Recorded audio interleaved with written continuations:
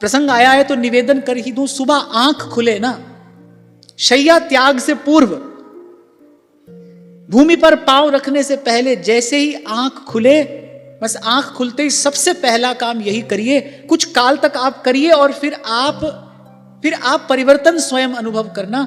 आंख खुलते ही सबसे पहले अपने आचार्य के मंगलमय स्वरूप का ध्यान कर लीजिए, आचार्य चरणों को प्रणाम कर लीजिए, अपने भाव से अपने आचार्य की स्तुति कर लीजिए। उसके बाद इस ओर देखिए, क्योंकि भाई अब ठीक है, संसार में लगे हुए हम लोग हैं, व्यवहार में तो हमको जाना ही पड़ेगा, पर इस विधि जाइए।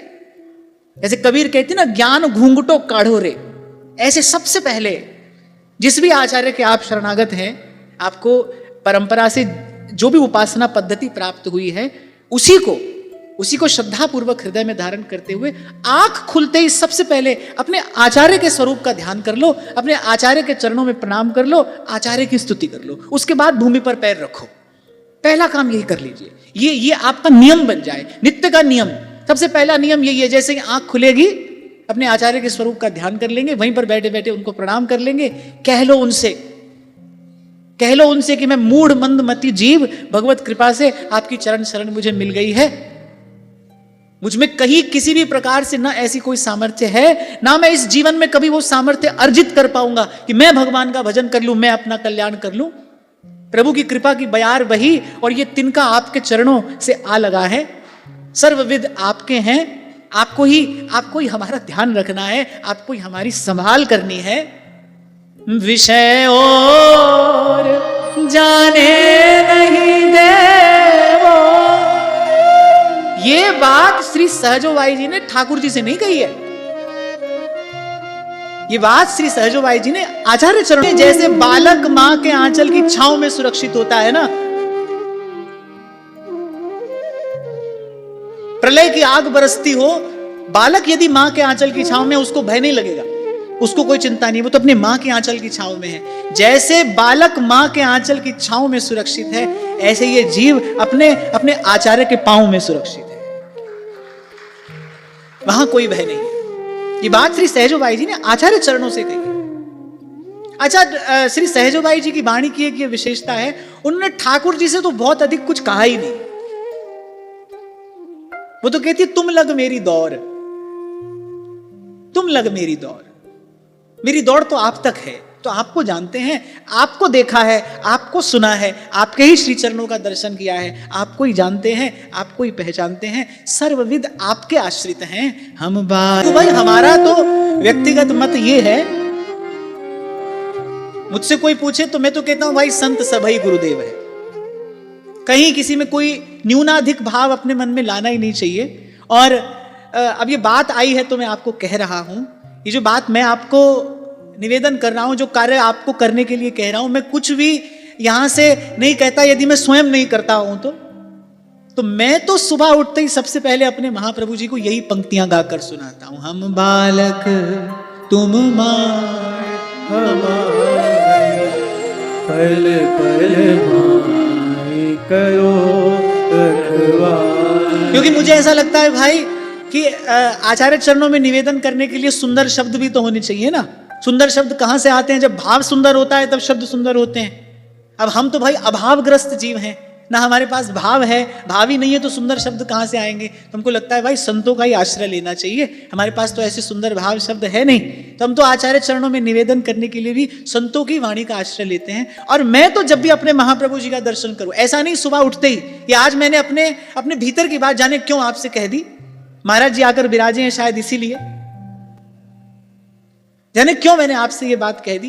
केवल एक बार नहीं, मैं तो जब भी अपने महाप्रभु जी का दर्शन करता हूं बस यही बात कहता हूं, हम बाल जगत में। तभी कबीर कहते हैं जल मरता संसार, काम क्रोध अहंकार ईर्ष्या द्वेष, इसी अग्नि में जीव जल मरता संत ना होते।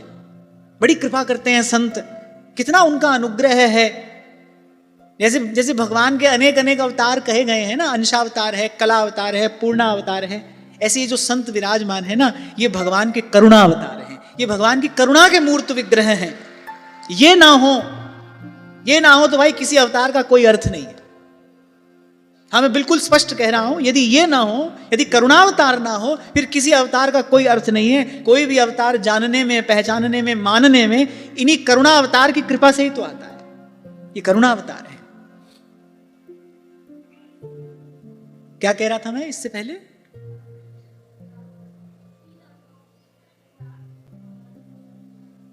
नहीं, ये नहीं कह रहा था मैं, इसलिए पूछ रहा हूं, थोड़ा सावधान होकर बैठना। अब बीच बीच में पूछता रहूंगा मैं ये कह रहा था कि प्रयास से जीव सुख का साधन जुटा ले, पर मान लो भाई, इतना परिश्रम करके आप आए हो। अब की बार जब समय परिवर्तन हुआ तो मैंने पूछा शंभू जी से, मैंने कहा वो समय ठीक रहेगा? क्योंकि भाई सब श्रोताओं को सुविधा होनी चाहिए। तो बोले कि मंदिर की व्यवस्था ही अब की बार कुछ ऐसी है कि इसी समय पर सत्र हो सकता है। तो मैंने कहा जैसी गोविंद जी की इच्छा। अब मैंने कहा भाई गोविंद जी को छोड़कर तो कहीं जा नहीं सकते।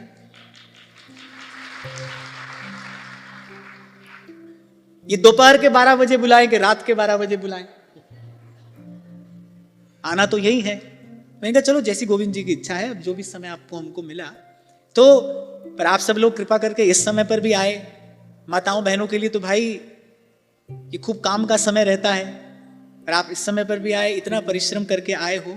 इतनी बात बस हमारी मान लो कि दुख की निवृत्ति और सुख की प्राप्ति, और फिर उस सुख में सदा स्थिति बस केवल केवल केवल भगवान के नाम रूप लीला से ही हो सकती है। बस कहीं ना कहीं तो भाई किसी की बात मानकर ही यात्रा आरंभ करनी पड़ती है। बालक पढ़ना शुरू करता है तो अध्यापक पढ़ाता है अ अनार। मां अगर अ से कुछ और बता देना तो बालक कहता है नहीं नहीं, मुझे तो अ अनार ही पढ़ाया। वहीं से मानकर ही तो कहीं जाकर आगे चलकर वो विद्वान बनता है। तो कहीं ना कहीं तो भाई किसी की बात माननी पड़ती है। बहुत अधिक हम आपको नहीं कहते, इतनी बात बस आप हमारी मान लो, दुख की निवृत्ति, सुख की प्राप्ति और उस सच्चे सुख में स्थिति केवल केवल केवल श्री भगवान के नाम और लीला गान से ही होती है। इसलिए दास गिरिधर जस गाय गाय जी जय, सूरदास गिरिधर जस गाय गाय जी जय। लेकिन अद्भुत गति कतहु नाटक हुई निसरत मग में। जो भगवान के नाम रूप में लगा है उसको अटकाने वाला कोई नहीं है भाई। फिर आगे कहते हैं, नीलोत्पल दल श्याम अंग नव जोबन भ्राज, कुटिल अलक मुख कमल मनो अली अवली विराज। देखो, जो भगवान के नाम रूप लीला में लगा है, कीट भृंग न्याय से भगवान के नाम का चिंतन करते करते, भगवान के रूप का ध्यान करते करते, भगवान की लीला का गान करते करते कोई तद्वत हो जाता है। भगवान के गुण, भगवान का ऐश्वर्य, भगवान का माधुर्य उसमें प्रकट होने लगता है। अगर कोई तद्गत होकर नाम को गा रहा है, ध्या रहा है, रूप का दर्शन कर रहा है, रूप की भावना में लगा है, लीला का गान कर रहा है, भगवान का ऐश्वर्य, भगवान का माधुर्य, कृष्ण के गुण उसमें प्रकट होने लगते हैं। यहां श्री सुखदेव जी महाराज की कुछ ऐसी ही रूप माधुरी का वर्णन श्री नंददास जी करते हैं। जैसे नवनील नीरद सुंदर श्री ठाकुर जी हैं, कह रहे ऐसे नवनील नीरद सुंदर श्री सुखदेव जी महाराज हैं। नीलोत्पल दल श्याम अंग नव जोबन भ्राज, कुटिल अलक मुख कमल। जैसे श्री ठाकुर जी की घुंघराली अलकावली है ना, श्री ठाकुर जी की घुंघराली अलकावली है, नील कुंतल केश राशि, मुख कमल के चारों ओर जैसे भंवरे मंडरा रहे हों। लेकिन ऐसी ही सुखदेव जी महाराज के श्रीमुख की भी शोभा है। और फिर आगे तो नंददास जी की उस मधुरिमा का, उस मादकता का तो क्या कहना है। कृष्ण रसासव पान अलस कछु घूम घुमारे। जैसे कोई पीकर छक जाता है ना, अरुण हो जाते हैं, नेत्र लाल हो जाते हैं, कह रहे ऐसे ही अरे कृष्ण रसासव पान, अरे कृष्ण की नाम माधुरी, रूप माधुरी, लीला माधुरी को ऐसे छककर पी गए हैं श्री सुखदेव जी महाराज। छके हैं, उसी में छके हैं। फिर अलस कछु घूम घुमारे, माने अर्ध निमीलित नेत्र हैं, पूरे नेत्र खुलते नहीं हैं, अर्ध निमीलित नेत्र कमल हैं। क्यों? क्योंकि भगवान की नाम माधुरी, रूप माधुरी, लीला माधुरी में छके हैं। तभी तो आपको कह रहा हूं भाई, ऐसे श्री ठाकुर जी हमको आचार्यों ने कृपा करके प्रदान कर दिए हैं। क्या जीव का अभाग है, इस दुख रूप संसार में लगा है और बस लगा है। अब आप पूछो कि महाराज करें क्या, आप ही तो कह रहे हो, समझ भी आ जाए तो छोड़ा नहीं जाता। छोड़ने की इच्छा करो, सबसे पहला कार्य यही करो, छोड़ने की इच्छा हो, कहो प्रभु से, हाँ प्रभु मैं मुक्त होना चाहता हूं इस संसार से। जैसी नाम रूप लीला माधुरी इन भक्तों को आपने पिलाई है। महारानी शत्रुपा, जब श्री मनु जी और श्री शत्रुपा जी तप करते हैं तो मनु जी ने तो वरदान मांगा आप जैसा पुत्र प्राप्त हो। श्री ठाकुर जी ने कहा भाई हमारे जैसे तो हम ही हैं, तो हम ही आएंगे। तो महाराज ने महारानी शत्रुपा से कहा, श्री भगवान ने महारानी शत्रुपा से कहा, बोले माता आप भी कुछ कहो, तब तो आपने भी किया है। महाराज ये प्रसंग हमको इतना प्रिय है, जो बात महारानी शत्रुपा कहती हैं, आहा। भगवान ने कहा माता तुम भी कुछ मांगो। माने भूख जो है वो भोजन की ओर मन लेकर जाती है। ऐसे ही ये जो जीव की अतृप्ति है, अतृप्ति जो भीतर की अपूर्णता है ना, ये जो हमारा अधूरापन है, जो हमारी अपूर्णता है, ये बार बार हमको संसार के विषय वस्तु की ओर आकर्षित कराती है।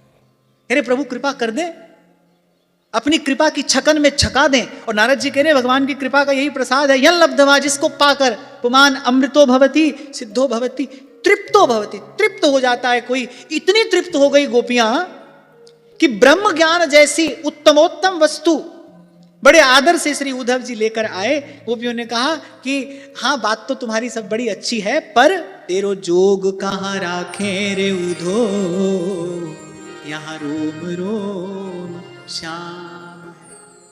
करे नैनन पिय मूर्ति बसी, करे पर छवि कहाँ समाये। अच्छा देखो, गोपियों ने कुछ किंतु परंतु, कुछ खंडन मंडन नहीं किया। वे तुम बात तो तुम बड़ी अच्छी कह रहे हो, हम इसको प्रणाम करती हैं, पर तेरो जोग कहाँ राखे रे उधो। अब तू इतनी भारी भरकम वस्तु लेकर आया है, हमारे पास रखने के लिए कोई स्थान भी तो होना चाहिए। यहां तो अष्टछाप के कवि कहते हैं उर्मे माखन चोर गढ़े। अच्छा ये एक बार गढ़ जाए, सीधा कांटा हो ना, सीधा कांटा हो तो सीधा निकल भी आए। अब कांटा 3 जगह से टेढ़ा हो और वो गढ़ जाए, निकल तो नहीं सकता है भाई, वो तो भीतर ही रहेगा। ऐसे अब ये जो है ना, हमारे श्री स्वामी जी महाराज कह रहे हैं, अरे आज तृण टूटत ललित त्रिभंगी पर। ये जो त्रिभंग ललित मुद्रा है, ये जो श्री ठाकुर जी की रूप माधुरी है, कह रहे ये कहीं उर में गढ़ जाए। हमारे कल्याण पुजारी तो कहते हैं सांप के खाए को मंत्र लगे, सर्प दंश हो जाए किसी को तो गारुड़ी मंत्र होता है ना, बोले सांप के खाए को मंत्र लगे, पर या कि आंख के खाए को मंत्र न तंत्रा। किसी ने कहा क्यों ऐसा क्यों कहते हो भाई? अरे ऐसा इसलिए कहते हैं, एक बार सांप डस जाए तो वो व्यक्ति रस्सी से भी घबराता है, मन में ऐसा भय बैठ जाता है। सर्प एक बार काट जाए ना तो उस व्यक्ति के मन में सर्प का ऐसा भय बैठ जाता है कि कहीं रस्सी भी हो ना तो उससे भी बचकर चलता है वो। बोले लेकिन यहां बात बिल्कुल विपरीत है। बोले ये अपनी आंख से किसी को, तो वो इनसे बचने के बजाय बोले दौड़ दौड़ कर इन्हीं के पास आता है, लिपट लिपट कर इन्हीं के पास आता है। बोले उसका इलाज हो तो हो कैसे,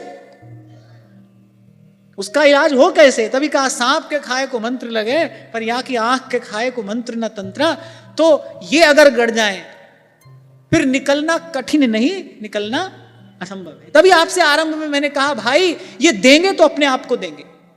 श्री रूप गोस्वामी पाद कहते हैं संसार का सुख प्राप्त करने की इच्छा है, बंधु बांधवों के सहित घर परिवार में रहकर और गृहस्थ का सुख भोग करना चाहते हो तो भूल कर भी जमुना किनारे मत आ जाना।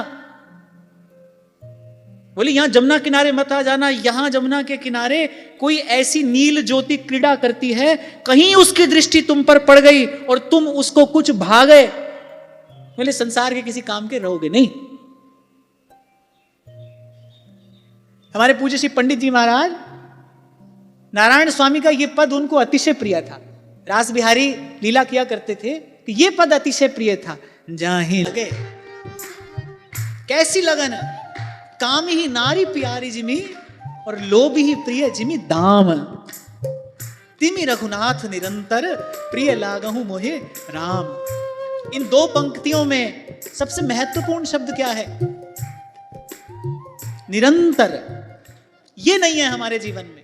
अब कितने भाव में भरकर आप गा रहे हो, ऐसे लग रहा है कि जैसे वाह सब बड़े आनंद में डूब रहे हैं। अब यहां से बाहर निकलने भर की देर है, फिर देखो लगन लगे। भाव में निरंतरता होनी चाहिए। महादेव का जब अभिषेक किया जाता है, जब रुद्राभिषेक किया जाता है ना, तो उसमें नियम है कि जिस भी वस्तु से आप अभिषेक कर रहे हैं उसकी धारा खंडित नहीं होनी चाहिए, अविच्छिन्न धारा पड़नी चाहिए। ये अभिषेक का नियम है, ये मर्यादा है, विधि है ये। ऐसे ही अपने भाव की धारा से हृदय मंदिर में बैठे प्रेम देव का निरंतर अभिषेक होना चाहिए। ये जो गोस्वामी जी ने कहा ना, काम ही नारी प्यारी जिमी लोभी प्रिय जिमी दाम। तिमि रघुनाथ निरंतर प्रिय लागहु मोहि राम। ही नहीं हो पाता है हमसे, निरंतर प्यारे नहीं लगते भगवान। जैसा भाव आज यहां बन रहा है, जैसा कभी भजन साधन में बैठकर बनता है, उस भाव में निरंतरता नहीं रहती। क्यों नहीं रहती? क्योंकि ठीक है भाई, हाँ कथा कीर्तन में आए हैं, भजन सत्संग हो रहा है, पर लगन अभी संसार की ही है। लगन अभी संसार की, सुख बुद्धि अभी संसार में ही है। हमको लगता है भाई नहीं, सुख का साधन तो वही है, इसलिए जीव उसको छोड़ता नहीं। तभी मैंने थोड़ी देर पहले आपको निवेदन किया, भाई गांठ बांध कर ले जाना ये बात, सुख के स्रोत ये हैं। सुख सागर देंगे। अभावग्रस्त संसार जीव को कैसे सुख दे सकता है भाई? किसी भी प्रकार से विचार लो, नहीं दे सकता। एक कामी पुरुष को जागते पूछो, सोते पूछो, उसकी गतिमति स्त्री की ओर ही है। हमारे यहां ऐसे संतों का भगवत कृपा से हमने भी दर्शन किया है। सोए भी हैं तो ऐसे करांगुली पर जप चलता रहता है, कभी कभी तो माला चलती रहती है।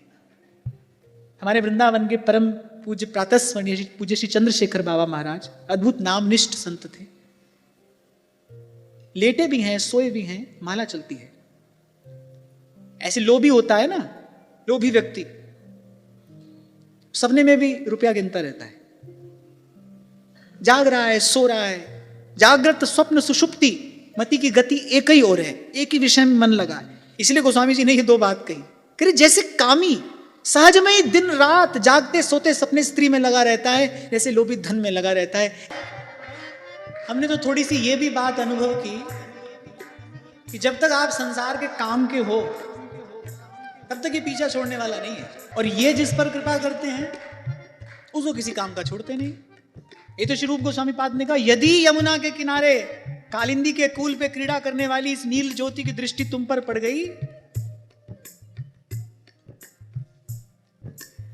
मुझे बहुत अच्छे से स्मरण है, जब पहले पहले वृंदावन जाना हुआ तो हमारे श्री राधा वल्लभ जी के पुराने मंदिर में एक बाबा भजन करते थे।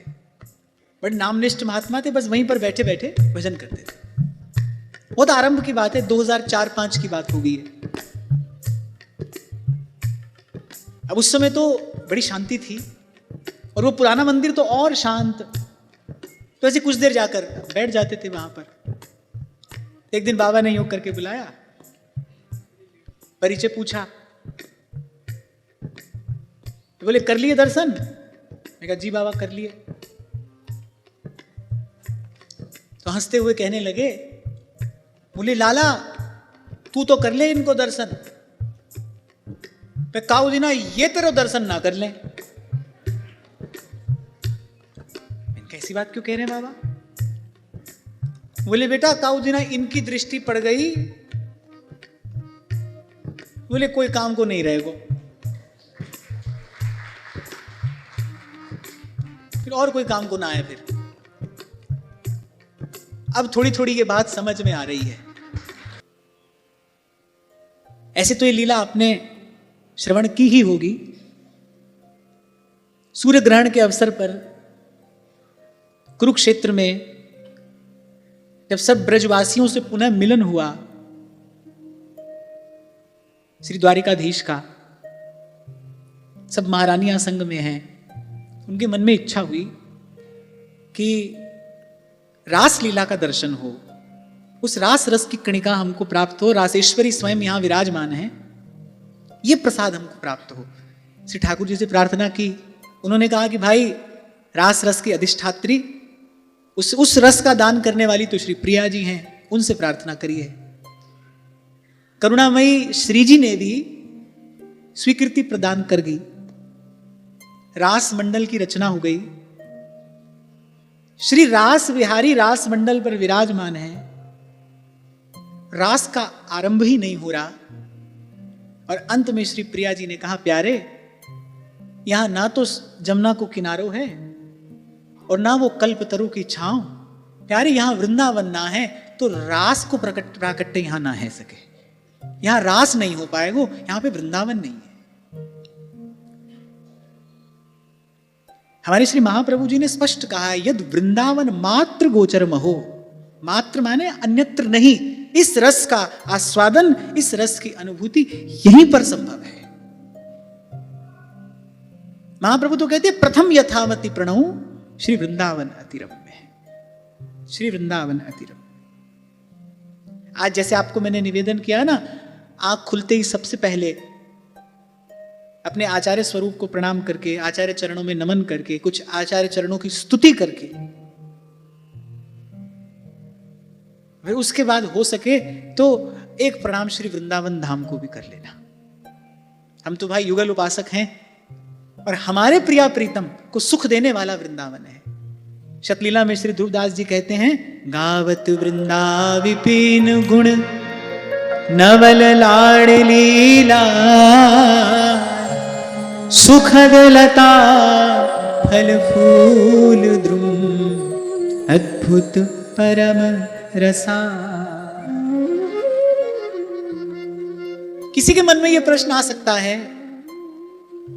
कि देखो आज वृंदावन का स्वरूप ऐसा तो दिखाई नहीं पड़ता जैसा रसिक लोग अपनी वाणी में वर्णन करते हैं। नंददास जी ने महाराज जी इसका समाधान किया है। श्री नंददास जी कहते हैं, बिन अधिकारी भय नहीं वृंदावन सूझे। वृंदावन देखो जैसे नाम और नामी अभिन्न है, उनमें भेद नहीं है। ठाकुर जी नित्य हैं, ऐसे ठाकुर जी का नाम भी नित्य है, ठाकुर जी का रूप भी नित्य है, ठाकुर जी की लीला भी नित्य है। ऐसे श्री ठाकुर जी का जो ये दिव्य धाम है, ये भी नित्य है। हां, इतना अवश्य है, अधिकारी के सन्मुख वस्तु अपने आप को प्रकट कर देती, क्योंकि वस्तु स्वतंत्र है। श्री गोविंद जी का दर्शन आप करते हैं, किसी को कुछ अनुभव होता है, कोई छक ही जाता है गोविंद जी का दर्शन करके, और कोई केवल मात्र यहां वहां देखकर ही चला जाता है। कोई अधिकारी आए प्रभु के सन्मुख, प्रभु अपने सच्चिदानंद घन विग्रह को प्रकट करते हैं उसके सामने। तो जो वस्तु है वो स्वतंत्र है, वो जिसके सामने चाहे अपने उस रस स्वरूप को प्रकट कर सकती है। ऐसे ही श्री वृंदावन भी है। गुरु कृपा से, गुरु की आज्ञा में रहकर भजन साधन करके जिसने अपने अंतःकरण का मार्जन कर लिया है, गुरु पद रज मृदु मंजुल अंजन, नयन अमीय दृग दोष विभंजन। गुरु चरणों की रज से जिसने अपने भाव नेत्रों को आंज लिया है, जिसने ये अधिकार प्राप्त कर लिया है, उसको तो वृंदावन के सत्य नित्य रस स्वरूप का अनुभव आज भी होता है। एक व्यक्ति हमारे पास बंबई से आए और कहने लगे, ओहो हो बड़ी भीड़ है, बड़ा जाम है यहां तो। अब मैंने कहा कि तू लाला स्वर्ग ते आए रहे हो। अब बताओ, बंबई से आया है, बंबई में कम धाए पाए हैं। मैंने कहा देखो भाई, यहां भीड़ है, यहां जाम है, यहां शोर है, यहां हल्ला गुल्ला है, लेकिन ये सब कुछ है तो वृंदावन में ना। वृंदावन है, ये जो भी है ना, भाई वृंदावन में है। हम तो धाम का आश्रय लेकर पड़े हैं, और यहां के वृंदावन के रसिकों की ऐसी अद्भुत अनन्यता, ऐसी निष्ठा है धाम के प्रति। वो तो कहते ठाकुर जी समर्थ हैं भाई, ये तो कहीं भी जा सकते हैं, जाएं। पर हम विपिन राज सीमा ते बाहर हरिहू को न निहार। एक बात मैं और यहां पर आपको निवेदन करूं, प्रत्यक्ष रूप से हम वृंदावन कम जा पाए, अखंड वृंदावन का वास न हो पाए, तो वृंदावन नित्य वस्तु है, इस बात का ध्यान रखना। जैसे नाम कोई कहीं भी रहकर जप सकता है, श्री ठाकुर जी का विग्रह पधराकर कोई कहीं भी उनकी सेवा कर सकता है, भगवान की लीला कथा का गान कहीं भी हो सकता है, ऐसे धाम का आराधन करने से धाम का माधुर्य भी कहीं भी प्रकट हो सकता है। तो अपने मन में यह अभाव बिल्कुल नहीं रखना है कि भाई हम कम जा पाते हैं, नहीं जा पाते हैं, कोई बात नहीं। हमारे ध्रुवदास जी तो यहां तक कहते हैं, अरे और कुछ नहीं तो वृंदावन को नाम रट, वृंदावन को देख, वृंदावन सो प्रीति कर, वृंदावन उर लेख। जय जय वृंदावन वृंदावन वृंदावन, जय जय वृंदावन वृंदावन वृंदावन। वृंदावन को नाम रट, क्या होगा? वृंदावन वृंदा कहत दुरित वृंद दुरि जाही। अभी पूरा वृंदावन नहीं कहा, केवल वृंदा ही कहा है। वृंदावन वृंदा कहत दुरित वृंद दुरि जाही, नेह बेली रस भजन की तब उपजय मन माही। हमारी सभी बात सुधा। धाम की कृपा है।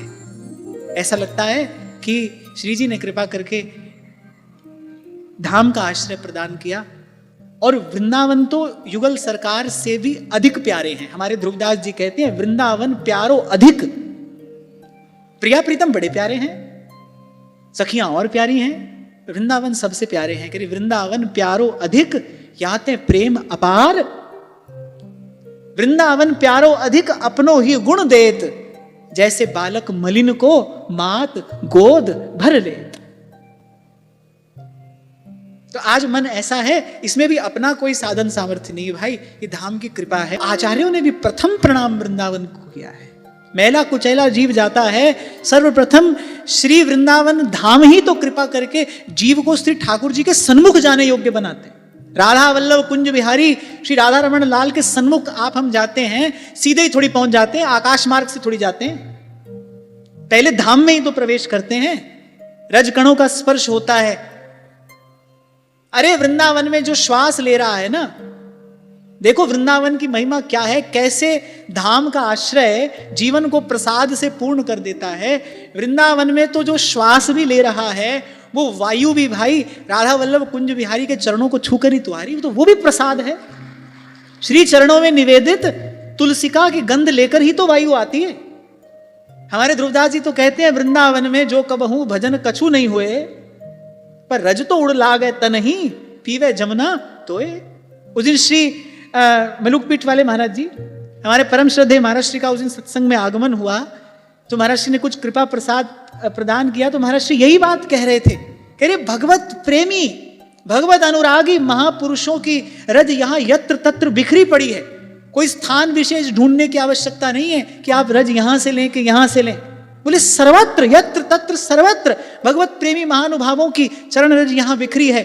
उस चरण उस रज का भगवत प्रेमी महानुभावों के अश्रुओं से सिंचन हुआ है, कहीं से भी उसको उठाकर अपने मस्तक पर धारण कर लो। और हमारे ठाकुर जी वो तो कहते हैं, भैया मस्तक पर ही धारण क्यों करो, ये रज नहीं है, ये तो रस है, इसीलिए मुख में रख ली ठाकुर जी ने। सब अपनी अपनी बात कहते हैं, कन्हैया ने माटी क्यों खाई, क्यों खाई।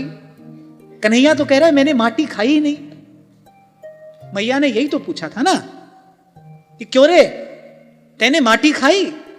अब ठाकुर जी कह रहे, अरे भोरी मैया, तू जाए माटी कह रही है, तू जाए रज कह रही है, मैया वो रज ना है, वो तो श्री जी के चरणार विंद से स्पर्श भई है, या हमारे रज नहीं है रस है। तो सब कहते हैं कि ठाकुर जी झूठ बोल रहे हैं, नहीं खाई माटी। झूठ नहीं बोल रहे भाई, वो तो सत्य ही कह रहे हैं, ठाकुर जी झूठ कैसे बोलेंगे। सत्यम सत्यम पुनः सत्यम, तो सच्ची बात कह रहे हैं, क्योंकि उन्होंने माटी नहीं खाई, उन्होंने जो मुख में पधराई है वो रज नहीं है, वो श्री जी के चरणार विंद का संस्पर्श हुआ है ना, वो रज नहीं है, वो तो रस है। तो कह रहे हैं हमने तो रस पान किया है, माटी कहां खाई है। तो ठाकुर जी तो ये बता रहे हैं, ये रज नहीं है रस है। और वृंदावन के रसिकों से आप जाकर पूछिए, हमारे व्यास जी कह रहे अरे वृंदावन के रुख और वृंदावन की रज, इसी के बल पर, इसी के भरोसे तो भजन होता है। तो धाम में जीव प्रवेश करता है, पहले वो रज कण स्पर्श करते हैं, वो पवन स्पर्श करती है। वृंदावन धाम पहले जीव को श्री ठाकुर जी के सन्मुख जाने योग्य बनाते हैं। इसीलिए प्रथम यथामति प्रणव श्री वृंदावन अति रम्य। आचार्य चरणों में प्रणाम करने के बाद श्री नंददास जी महाराज श्री धाम वृंदावन को प्रणाम करते हैं। श्री वृंदावन धाम की महिमा, श्री वृंदावन धाम का यश गाकर अपनी वाणी को निर्मल करते हैं। जय जय। धाम क्या है? श्री वृंदावन धाम का वास्तविक स्वरूप क्या है? कह रहे वही चिन्मय तत्व, वही प्रेम तत्व, वही हित तत्व, वही रस है जिसको श्रुतियां रसो वही स कहकर गा रही हैं। कह रहे वही रस जो है, कह रहे कृष्ण लीला के काज धर रयो, कृष्ण ललित लीला के काज धर रयो जड़ताई। कह रहे उसी रस तत्व ने, इसीलिए अभी आपको मैंने निवेदन किया, जैसे नाम ठाकुर जी से अभिन्न है, जैसे रूप और लीला नित्य है, ऐसी धाम भी नित्य है। और मैं तो पहले ही दिन से संतों की कृपा से यही बात निवेदन करता आ रहा हूं, वृंदावन में घर बने न बने, अरे अपने घर को वृंदावन बनाओ। आपके घर तुलसी का सुंदर थावला हो, आपके घर प्रियालाल को रुचने वाली कुछ सुंदर लता पता हो, कुछ सुंदर पुष्पों का दर्शन हो। एक वैष्णव का घर कैसा होना चाहिए, एक उपासक का, एक आराधक का, एक भक्त का घर कैसा होना चाहिए। अपने घर को पहले वृंदावन बनाइए। महाराज इसकी बड़ी महिमा है। हनुमान जी कैसे पहुंच गए श्री विभीषण जी के यहां? तुलसी का थावला देखा, आंगन में तुलसी का थावला है, दीपक लगा है, शंख चक्र गदा पद्म आयुध द्वार पर अंकित हैं। हनुमान जी मन में विचार कर रहे हैं, लंका निशिचर निकर निवासा, यहां कहां सज्जन करी वासा। सज्जन माने सतजन,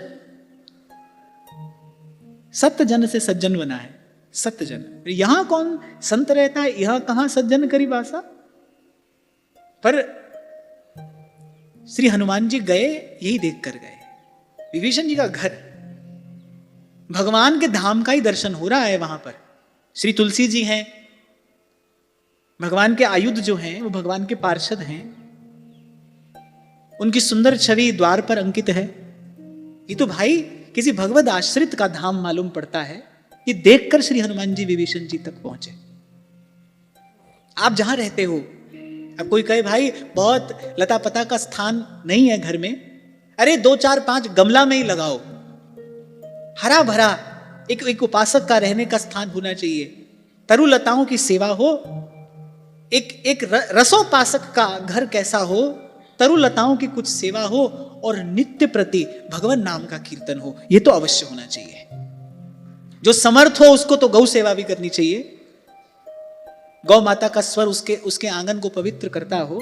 पर ऐसी सामर्थ्य यदि ना हो, ऐसी व्यवस्था यदि ना हो पाए, तो भले 2 4 5 गमले में ही सुंदर सुंदर पौधे इस भाव से लगाइए, प्रिया प्रीतम को सुख देने वाली ये तरु लताएं हैं, इसी भाव से उनकी सेवा करिए।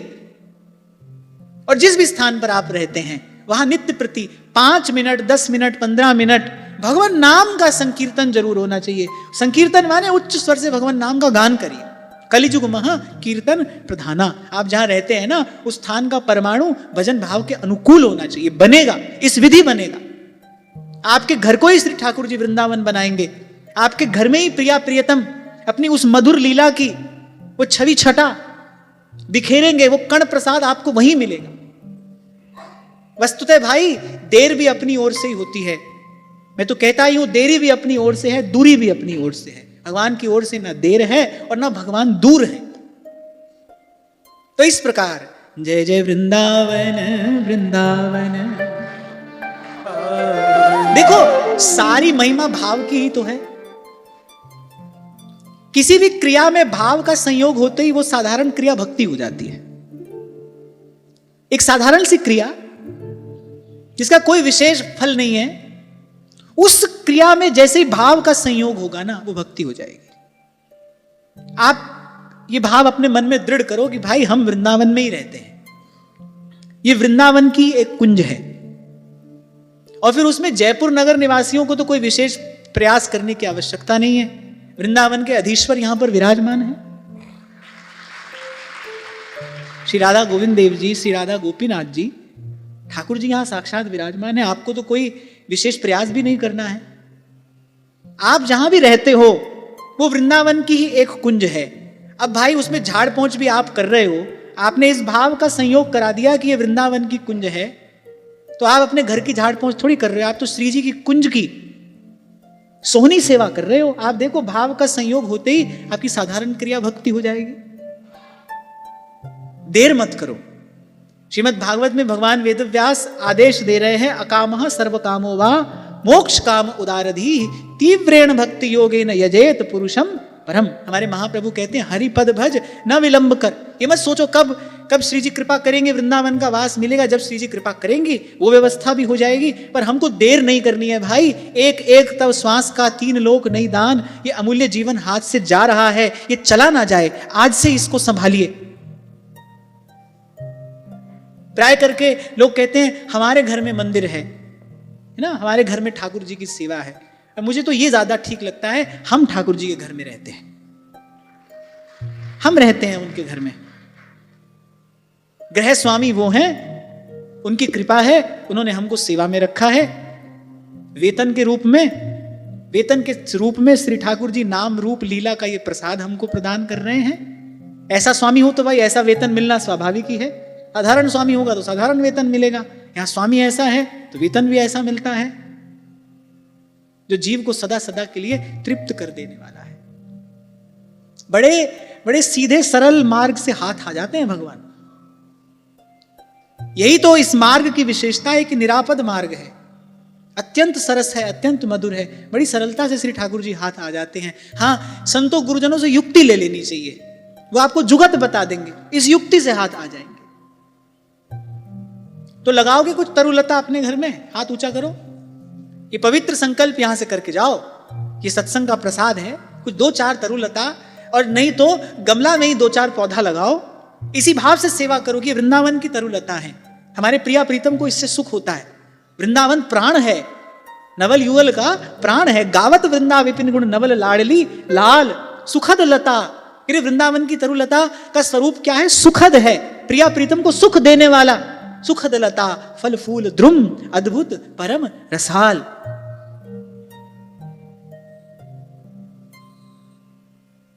परम श्रद्धे भाई श्री हनुमान प्रसाद जी पोद्दार गाते हैं, राधाजू मोह पे आज ढरो, निज निज प्रीतम की पद रज रति मोहे प्रदान करो।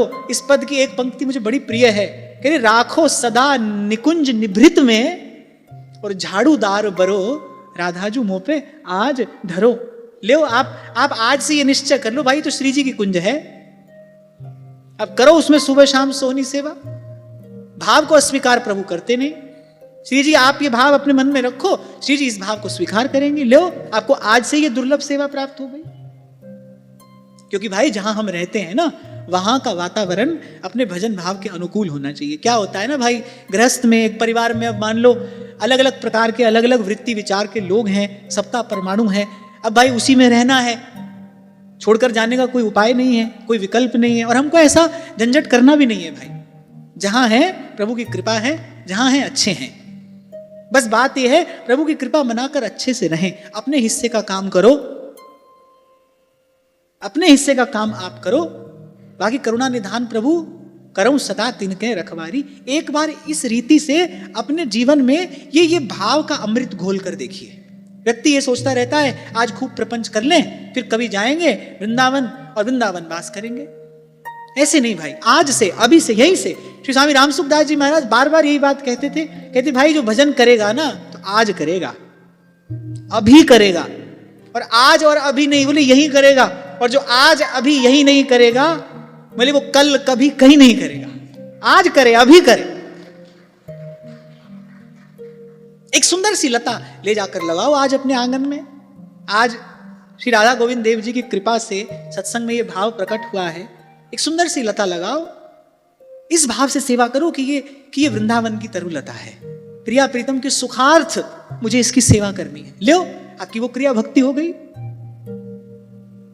अब यहां पर कोई भाई बहुत बड़ा जप तप करने के लिए तो कहा नहीं गया है। हमारे यहां तो दिन रात सेवा को ही नेम हमारो, सखी चहूं और फिरें चकडोर सी, सेवा को चाव बढ़ो मन माही।